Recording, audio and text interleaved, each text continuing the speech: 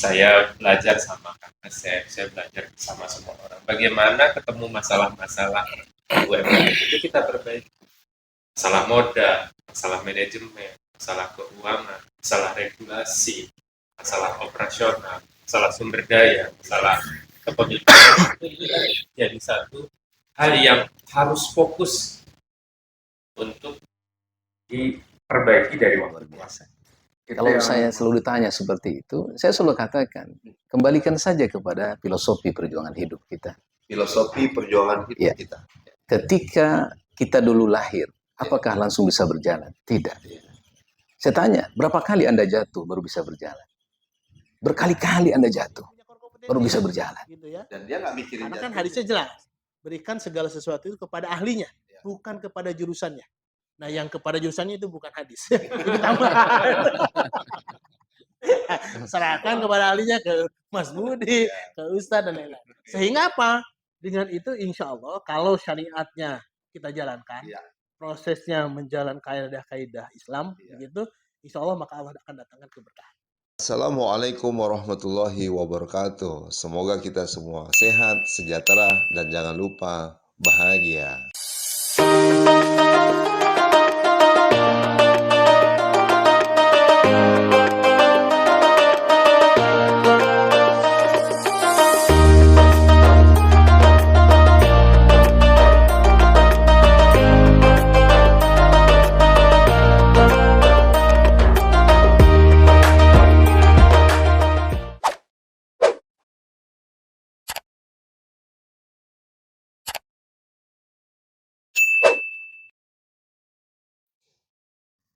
Assalamualaikum warahmatullahi wabarakatuh. Waalaikumsalam warahmatullahi wabarakatuh. Bersyukur kita kepada Allah dengan mengucapkan Alhamdulillahirabbil alamin dan berselawat kepada Rasulullah dengan mengucapkan Allahumma sholli ala Muhammad wa ala ali Muhammad. Sahabat semua, saat ini kita berada di Miso Pak Imam. Masya Allah. Apa kabar Ustadz? Sehat?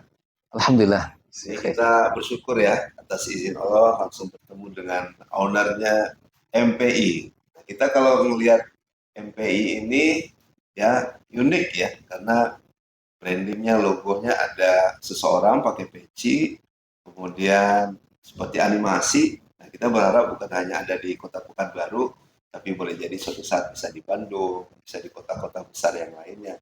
Karena memberikan rasa ya, nilai, kemudian kemanfaatan yang tentunya UMKM ini bisa membuka lapangan pekerjaan yang seluas-luas. Alhamdulillah kita bersyukur atas nikmat Allah juga bertemu dengan Mas Budi, subhanallah ya. Beliau ini mentor kita semua, yang guru, sahabat ya, yang menanamkan hal-hal yang fundamental untuk UMKM yang berdaulat. Nah, kita juga akan daulatkan beliau menjadi yang berdaulat. Nah, kita juga akan daulatkan beliau menjadi presiden UMKM berdaulat. Mudah-mudahan ya beliau menyetujui amanah langit ini ya. Ini pesan langit juga. Dan spesial ya, hari ini kita di Pekanbaru, di Sofa Imam kedatangan tamu yang subhanallah. Semoga Allah muliakan beliau. Amin. Karena berjuang untuk umat, masyarakat, memberikan nilai-nilai dari wa ma arsalnaka illa rahmatan lil alamin. Islam rahmatan lil alamin.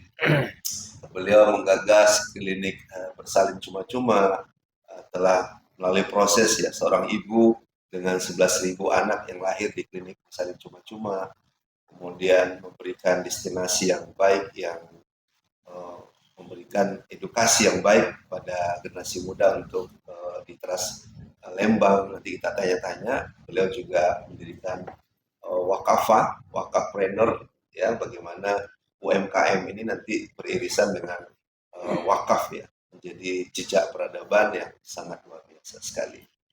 Nah, tapi saya heran juga ya, kenapa Ustaz nggak minum sama Kang Asep? Mungkin lagi puasa. Masya Allah. Jadi nggak enak minum sendiri. Lanjut. Ustaz, Mas Budi, Kang Asep, kita ada nama kontennya Ayo Berwirausaha. Jadi ini pas ya pada narasumber guru-guru kita yang memang bergelut di dunia ini. Nah, mungkin saya tanya dulu dari kanan saya dulu ya, Mas Budi ya, sebagai mentor UMKM dengan entitas baru yang kemarin diaminkan oleh Basnas ya, melalui program kerjasama dengan KDEKS, Komite Daerah Ekonomi dan Keuangan Syariah, kalau di pusat namanya Komite Nasional Ekonomi dan Keuangan Syariah, bagaimana UMKM ini berdaulat, karena materi Mas Budi ya sudah, buatlah ini, kata Basnas, KDEKS, terkait dengan UMKM berdaulat ini. Mas, kemarin Mas Budi bilang 3 langkah saja keluar dari rumah itu memang ketemu UMKM. Kalau menurut saya belum melangkah aja udah kedengaran suara UMKM. Salah. Iya, kalau di Pekanbaru gitu ya. Salah lauk, belilah gitu ya. Nah, Mas, tapi UMKM kondisi sekarang itu kan hanya bertahan hidup. Ya kita tetap udah bersyukur ya. Tapi bagaimana tidak hanya sekedar bertahan hidup, tapi bisa membuka gerai yang lain, outlet yang lain, lapak yang lain, menyediakan tenaga kerja, ya dan seterusnya. Nah, kegagalan UMKM itu di mana, Mas ya? Baik, Ustadz gitu ya. Kita sebelum kita bahas tentang kegagalan UMKM, saya juga mau sharing dengan teman-teman. Indonesia itu adalah negara terbesar UMKM. Terbesar. Nomor 1 di dunia. Terbesarnya bukan nomor 3, nomor 1. Nomor 1. Satu-satunya negara yang UMKM-nya itu memang terbesar. Nomor 2-nya adalah itu data yang pertama. Data yang kedua, 97% penyerapan tenaga kerja di Indonesia itu sektornya adalah UMKM. Ini 97%. valid datanya. Valid data. Bisa datang ke Kementerian Koperasi, Tenaga kerja. Dan yang kedua data dari Kementerian Koperasi adalah 61% PDB Indonesia itu sumbernya adalah UMKM. Masya Allah. Jadi kalau misalnya yang orang lihat UMKM faktor gagalnya ada. Nah itu yang bahasanya saya mengajak semua pihak untuk bagaimana membantu UMKM.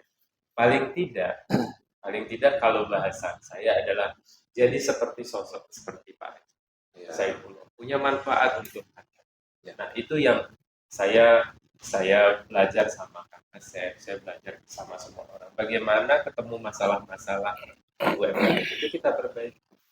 Masalah modal, masalah manajemen, masalah keuangan, masalah regulasi, masalah operasional, masalah sumber daya, masalah kepemilikan, itu jadi satu hal yang harus fokus untuk diperbaiki dari waktu ke waktu. Itu yang Mas Budi bilang kemarin framework ya. Itu yang Bisa berkembang dengan 5.0. Mungkin suatu saat 7.0. Karena dari persoalan itu akan terjawab ya dengan ruang-ruang tadi. Dan alhamdulillah kalau begitu ya UMKM bisa naik kelas semua ya Mas. Diharapkan seperti itu. Dan doa-doa kita itu karena dari variabel yang Mas sampaikan 97% terkait dengan sumber daya manusia, human capital, sumber daya sani terserap di situ, PDB dan seterusnya. Nah ini sungguh luar biasa. Tapi ada hal yang sangat mendasar saya kira. Bukan hanya sekedar menjual barang, tapi mungkin Mas selalu bilang ke UMKM, mungkin kita juga pelakunya itu, perbaiki dulu tuh personalnya. Artinya integritas ownernya, kemudian karakternya dan seterusnya. Karena nggak selalu kita bicara nominal, nggak bicara angka saja, tapi bagaimana dari sisi-sisi karakter tadi. Mungkin ada di framework itu leadership ya. Apa saja yang bisa disampaikan ke teman-teman UMKM? Mungkin saya kepikir juga mental kaya, ya walaupun belum kaya, tapi mental kaya, ya Mas ya. Iya. Atau ada lagi yang mau disampaikan dengan leadership? Ketika saya ketemu dengan beberapa business owner, ya, calon pengusaha di UMKM, biasanya yang paling basic adalah, Mas saya ingin UMKM ini jadi penghasilan saya. Iya. Makanya kalau di fase serius, ketika ketemu dengan saya dan bimbingan dengan saya selalu bilang, coba tulis visi, misi, dan nilai. Karena visi, misi, dan nilai ini yang membuat usaha ini akan panjang. Saya ngobrol dengan Pak Haji coba tulis visinya.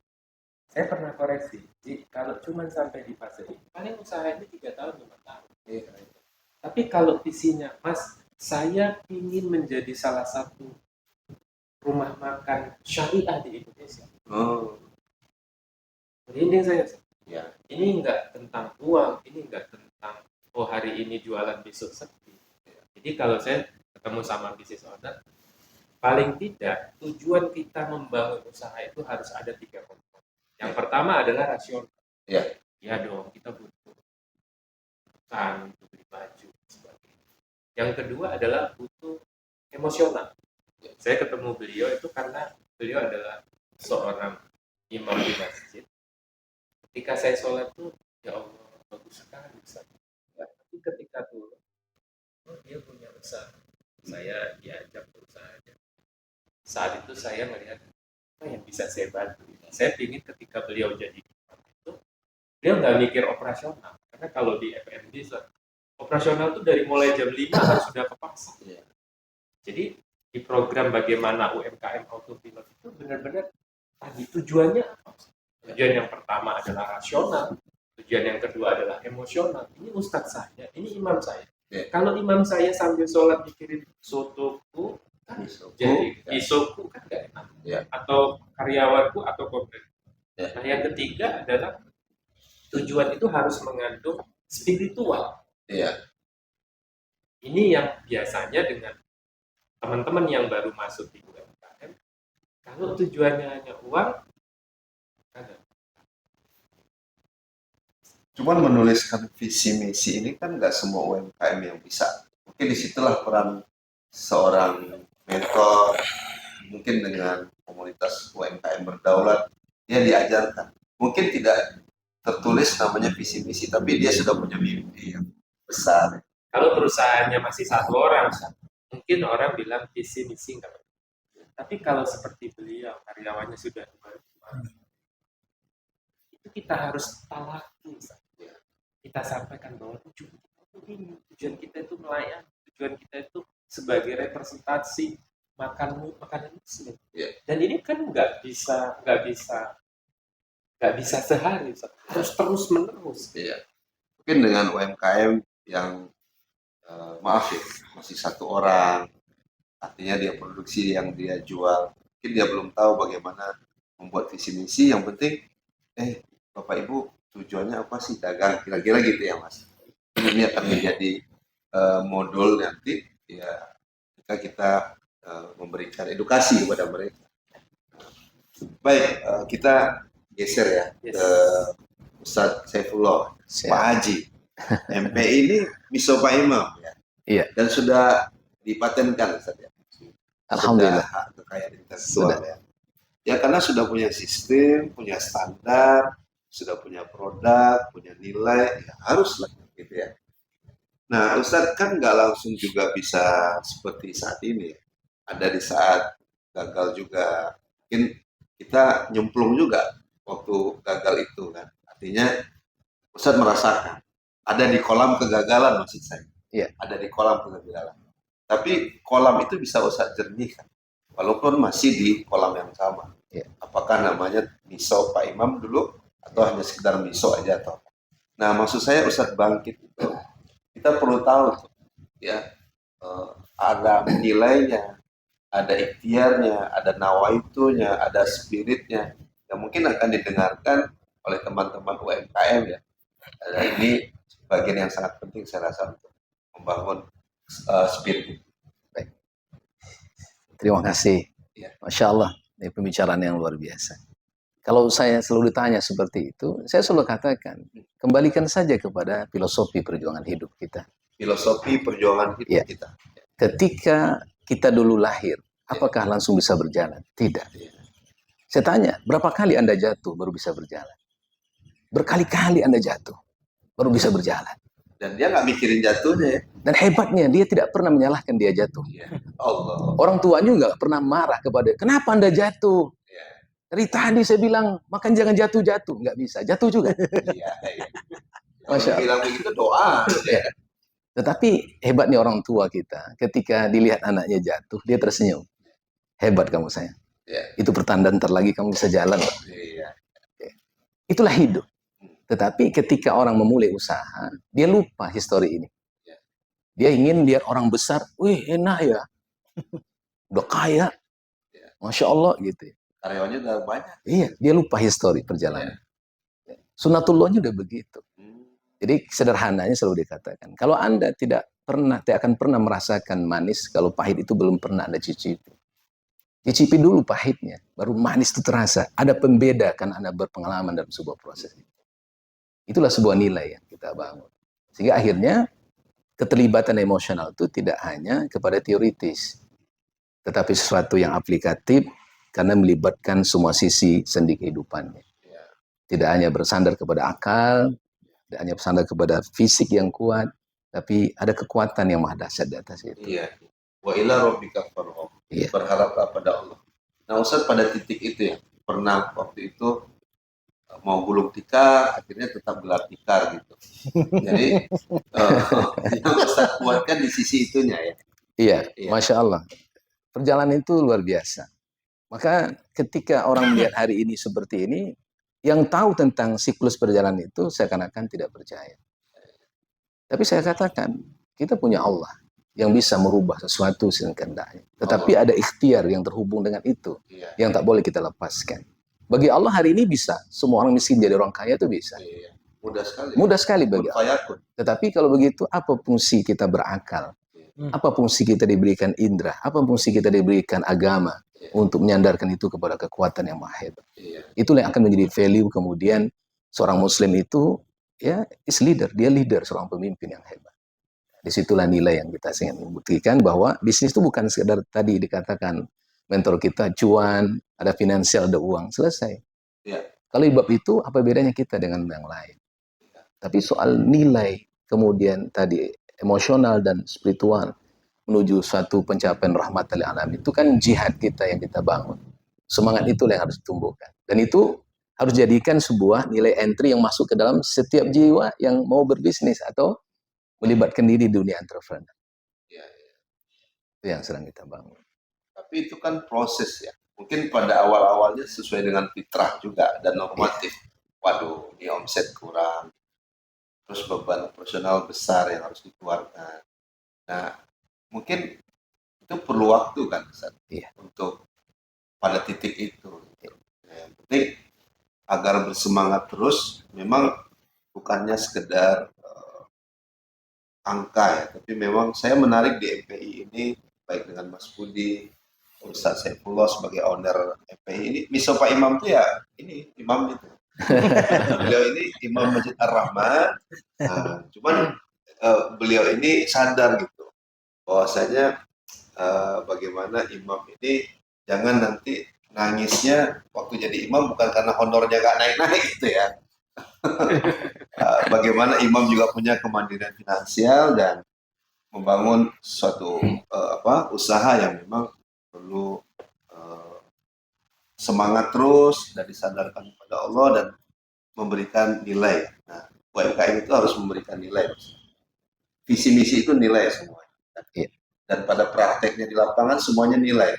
Makanya nggak bisa dibedakan antara orang yang kemudian berdagang, dia nggak ibadah, salah ya.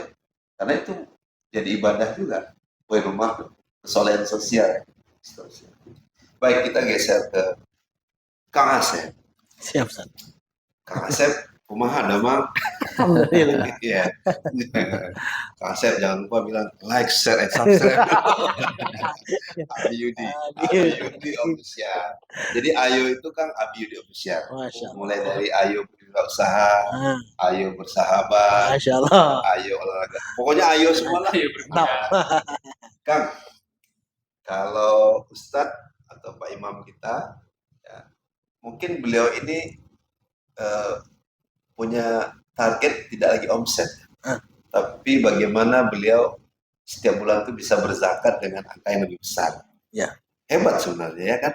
Jadi kalau zakat atau wakaf yang dia kejarkan, zakat 2,5%, itu kan berapa tuh omsetnya? Kalau dia ingin zakatnya 100 juta sebulan, berarti 2,5%-nya berapa itu omsetnya kan? Nah, Kang Asep, beliau di Synergy Foundation, CEO, yang subhanallah ya, sudah banyak sekali berkontribusi untuk kemanfaatan. Ada apa aja Kang? Firdaus Memorial Park. Ya, Taman Wakaf Pemakaman Muslim. Taman Wakaf Pemakaman Muslim ya Kang. Rumah bersalin, Rumah cuma-cuma. bersalin. Kemudian kerjasama dengan Kutab Kutab Al-Fatih, Cileunyi. Cileunyi ya, subhanallah. Nah, dan Kang Asep tuh tertarik ketika mendalami selain zakat dan wakaf ya. Artinya ini sangat beririsan sekali dengan UMKM. Ya. Menjadi wakaf produktif. Itu ya Kang. Ya. Nah, berdirilah namanya wakafpreneur. Jadi kalau kita paham kan entrepreneur, orang yang berwirausaha. Jadi kalau wakafpreneur ini seperti apa Kang? Sampai Kang Asep itu buat satu lembaga literasi Wakafa ya. Wakafa. Dan bekerja sama dengan beberapa pengusaha, membuat satu usaha yang itu skemanya menjadi wakaf produktif ya. Dengan akad mudharabah dan seterusnya. Mungkin bisa cerita sedikit Kang? Ya, alhamdulillah, Abi Yudi. Jadi 2011 kita Synergy Foundation menghadirkan sebuah diksi yang baru, yaitu istilah wakafpreneur. Wakafpreneur. Itu kalau dibuka di Kamus Besar Bahasa Indonesia nggak ada. Nggak ada. Ya, karena itu memang pesan langit saja. Pesan langit lagi. Di kamus bahasa Inggris nggak ada wakafpreneur. Ya, di mana waktu itu yang terpikirkan adalah wakafpreneur adalah persona yang ingin berkontribusi aktif menyelesaikan masalah-masalah sosial dengan pendekatan wakaf dan entrepreneur. Dan Masya Allahnya saya hari ini di Pekanbaru ini ditemukan dengan sosok wakafpreneur yang sangat ideal. Justru Pak Imam itu sebenarnya wakafpreneur. Saya belum sebut nama dulu ini. Oh iya. Dia seorang ustadz, imam, iya. pengusaha, Iya. lalu memiliki wawasan atau mindset nazir. Iya. Itulah sebenarnya wakafpreneur sejati. Nazir itu harus kompetensi bisnis ya? Iya. Gak hanya kompetensi sosial. Betul, dia perpaduan bagaimana dari, maka kami mencari pengusaha-pengusaha muslim yang memiliki mindset atau berwawasan nazir itu, bagaimana dengan kemampuannya, kompetensinya di bidang bisnis, kayak Mas Budi, Ustadz Imam, itu hasil usaha di segala macamnya itu berkontribusi kepada masyarakat, kepada kemaslahatan, sehingga ada keseimbangan bahwa selama ini banyak pebisnis itu saya kan udah selesai bayar zakat, saya sudah ikutan wakaf gitu, padahal dia bisa berwakaf kemampuan dia yang secara value, secara pahala insya Allah itu lebih besar, karena dampak manfaatnya lebih banyak. Misalnya Ustadz Saifullah ini punya MPI ya, Miso Pak Imam, karyawan 25 orang. Wah, itu dahsyat. Jangan dilihat 25 orangnya. Yang 25 orang ini dia boleh jadi menjadi tulang punggung keluarga. Itu berapa orang? Satu. Lalu kedua, bicara supplier. Antum berapa Ustaz supplier di sini? Supplier malon. Supplier ayam. Beras. Ada mie. Wah, macam-macam. Wah, itu multiplier efek dahsyat. Sehingga kalau hal ini diupayakan menjadi sebuah gerakan yang luar biasa dengan program UMKM bermartabat, berdaulat ya. baru belum di launching kan. Sampai ke Bandung nanti ya. Insya Allah Mas Budi presidennya. Ini luar biasa loh ini. Ditopang dari sisi peningkatan UMKM ini bukan hanya bicara halal thayyib itu di sisi makanan, tapi dari sisi modal. Modal dia setelah diberikan pembinaan segala macam itu berbasisnya misalnya dari dana wakaf. Kita banyak skema, bisa dengan qadul hasan, bisa dengan mudharabah, bisa dengan murabah, sehingga syiar wakaf, syiar ekonomi syariah itu menjadi lebih dahsyat. Gitu, Ustaz. Jadi kalau ada pengusaha berzakat itu baik, pengusaha berwakaf lebih baik.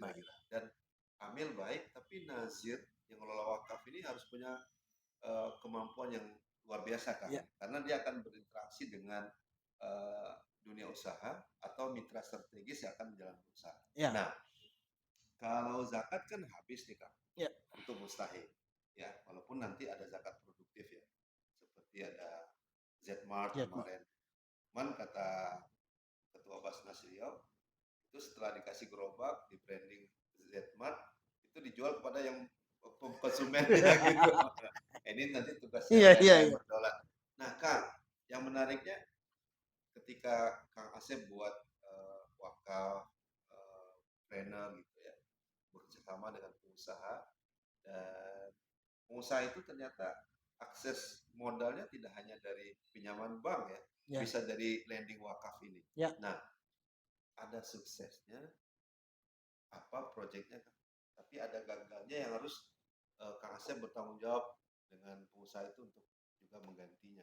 Kan nggak boleh hilang pokok wakaf itu. Betul. Yang dimanfaatkan itu kan hasilnya, bukan pokoknya ya. Dan undang-undang wakaf nazirnya juga 10% kan? Hanya 10%. 90% untuk mauquf alaihnya ya kan? Yang suksesnya apa, yang gagalnya apa? Ya, tatkala kami menggulirkan sebuah konsep gerakan wakaf tunai 1 juta rupiah di Desember 2008, tidak lebih dari 6 bulan, tepatnya di Mei 2009, kami mendapatkan amanah apotik senilai 1 miliar. Tanahnya wakaf, bangunannya, stok obatnya, perizinannya diwakafin semua.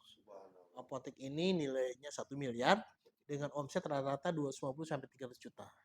Keuntungannya 20 sampai 25 juta. Ya. Sekian lama berjalan sudah memberikan keuntungan yang lebih besar. Lalu yang kedua, kalau itu modalnya seluruhnya wakaf. Yang kedua, kami bikin namanya rumah makan Ampera yang ada di Pasteur. Ini Bandung. Kerjasama 3 pihak. Pemilik lahan dan bangunan 1 pihak, Sineri Foundation sebagai sohibul mal dengan dana wakaf produktifnya 1,6 miliar. Lalu ada pengelola manajemen rumah makan Ampera. Ya. Kerjasama ini skemanya mudorobah. Sohibul malnya yang Sineri Foundation. Sineri Foundation. Mudoribnya manajemen Ampera. Lalu ada yang memiliki sohibul aset. Jadi 3 pihak. Ya. Dan alhamdulillahnya Allah datangkan keberkahan dari usaha wakaf ini. Modal 1,6 miliar itu kembali dalam waktu 30 bulan. Yang apotek tadi berapa bulan kembali? Itu nggak ada kembali, kita nggak ada modal. Keuntungannya semuanya udah diwakaf. Ya.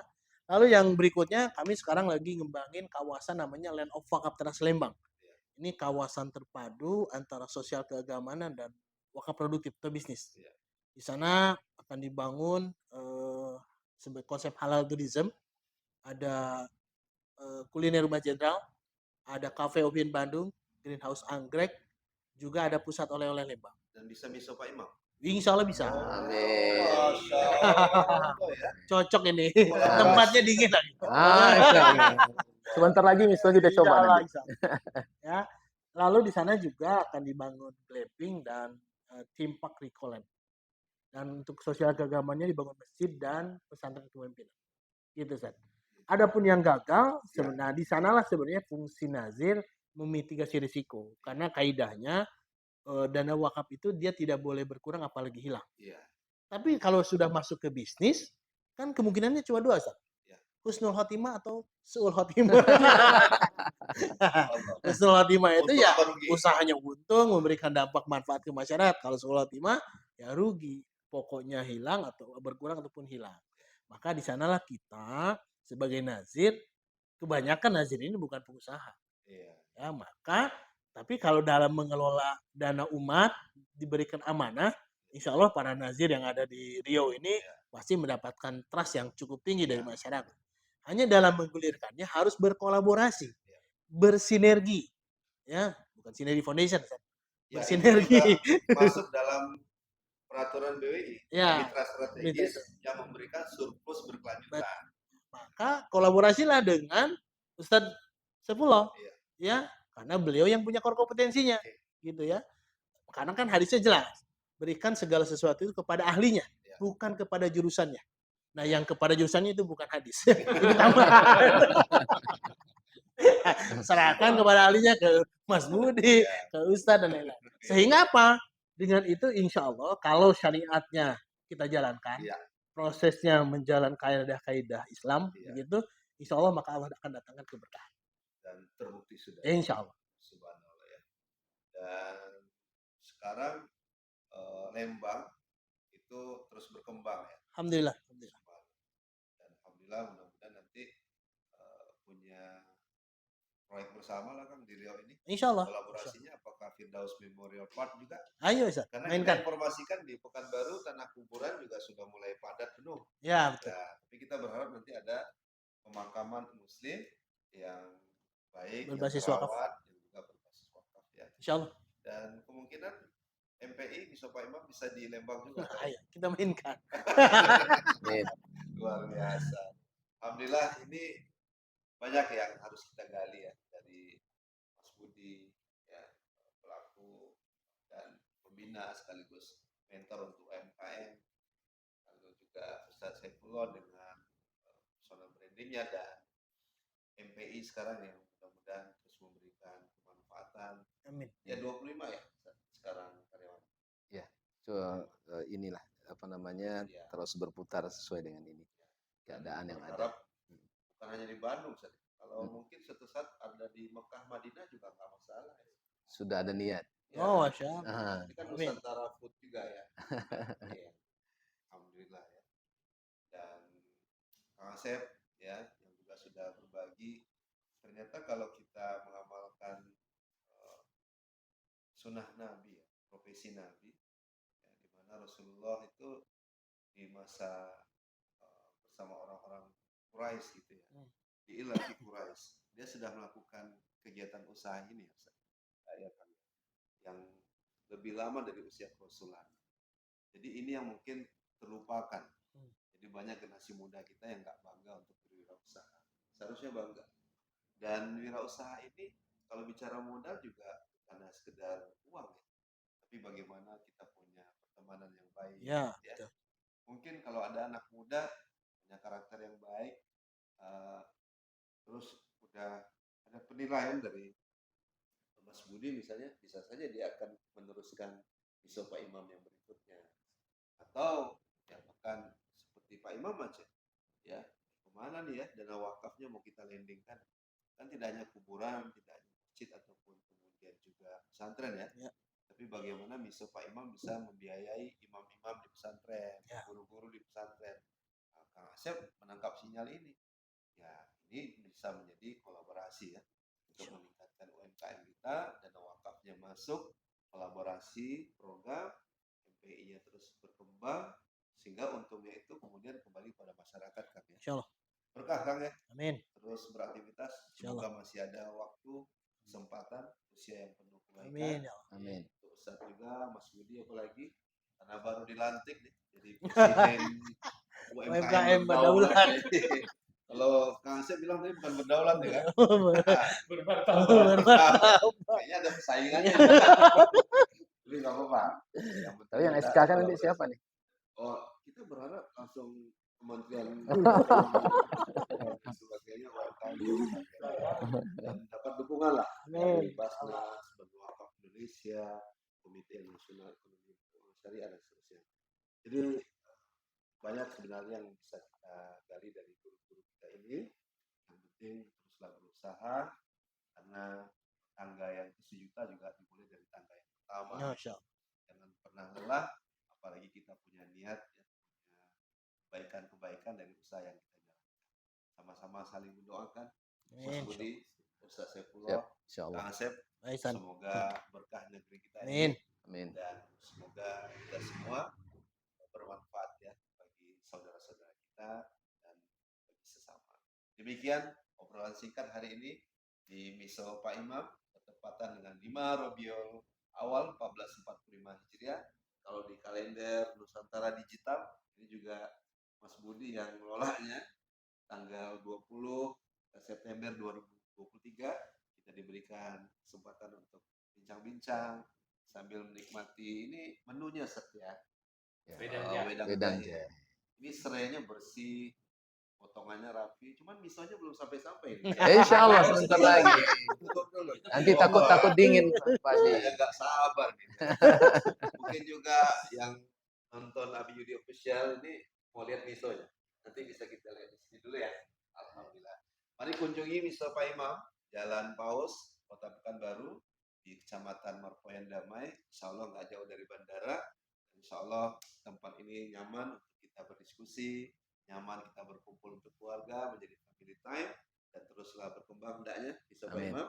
Insya Allah. Dan Kang Asep terus menginspirasi Insya Allah. bahwasanya wakaf produktif itu memang sesuatu yang sungguh luar biasa.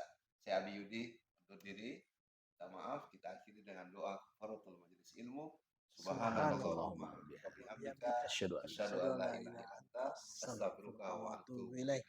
Assalamualaikum warahmatullahi wabarakatuh. Waalaikumsalam warahmatullahi wabarakatuh. wabarakatuh. Ayo berbagi, ayo peduli.